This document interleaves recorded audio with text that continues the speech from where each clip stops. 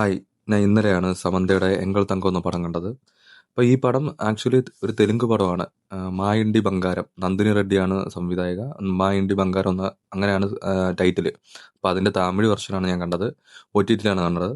അപ്പോൾ ഈ നന്ദിനി റെഡ്ഡി എന്ന് പറഞ്ഞ സംവിധായിക സാമന്തയായിട്ട് 'ഓ ബേബി' എന്നൊരു പടം എടുത്തിട്ടുണ്ട്. നിങ്ങൾ കണ്ടു കാണുമായിരിക്കും. നല്ല പടമാണ് അത്യാവശ്യം. അപ്പം ഈ പടം കാണാനുള്ള കാരണം എന്ന് പറഞ്ഞാൽ ഇത് 100 കോടി അടിച്ചൊരു പടമാണ്. 20 കോടിക്ക് എടുത്തിട്ട് 100 കോടി അടിച്ച പടമാണ്. അങ്ങനെയാണ് ഞാൻ കണ്ടത്.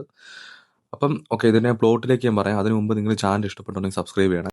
ഓക്കെ, ഇതിൻ്റെ പ്ലോട്ട് എന്ന് പറഞ്ഞാൽ സമന്തയും സമന്തയുടെ ഭർത്താവും നഗരത്തിലാണ് താമസിക്കുന്നത്. അപ്പോൾ സമന്ത ഒരു അനാഥാലയത്തിൽ വളർന്നൊരു പെൺകുട്ടിയാണ്. ഇദ്ദേഹത്തിൻ്റെ ഭർത്താവ് ഒരു ഡോക്ടറാണ്. അപ്പോൾ ഈ അനാഥാലയത്തിൽ വളർന്ന പെൺകുട്ടിയായതുകൊണ്ട് കല്യാണം കഴിച്ചുകൊണ്ട് ഈ സമന്തയുടെ ഭർത്താവിൻ്റെ കുടുംബക്കാരോട്ട് യാതൊരു ബന്ധവുമില്ലാതെ നഗരത്തിൽ താമസിക്കുകയാണ്. അങ്ങനെ ഇരിക്കെ ഈ ഭർത്താവിൻ്റെ അനിയത്തിയുടെ കല്യാണത്തിന് ഇവർക്കൊരു ക്ഷണം വരുന്നു നാട്ടിലേക്ക് പോകാൻ.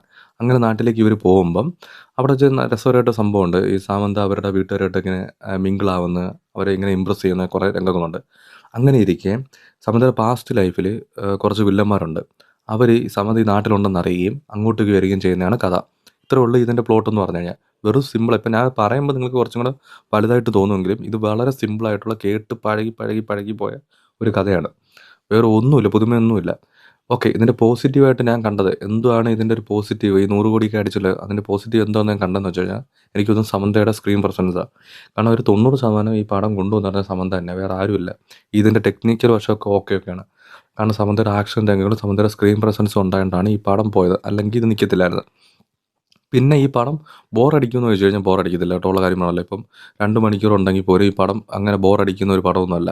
നിങ്ങൾക്ക് ചുമ്മാ കണ്ടുകൊണ്ടിരിക്കാം. കാരണം നമ്മൾ കേട്ട് കഴിഞ്ഞ കഥ തന്നെയാണ്. പിന്നെ നമുക്ക് ആക്ഷൻ രംഗങ്ങൾ ഉണ്ടായതുകൊണ്ട് നമുക്കത് കണ്ടുകൊണ്ടിരിക്കാം. ഓക്കെ, ഈ വേറെ എനിക്കൊന്നും പറയാനില്ല. നിങ്ങൾക്ക് വേണമെങ്കിൽ ഈ പടം കാണാം. അല്ലെങ്കിൽ നിങ്ങൾ ഫ്രീ ആയിരിക്കും. അതപ്പം നിങ്ങൾ വേണമെന്ന് വെച്ചാൽ നിങ്ങൾ ഫ്രീ ആയിട്ടിരിക്കുമ്പോൾ ഈ പടം നിങ്ങൾക്ക് എന്തെങ്കിലും കാണാം.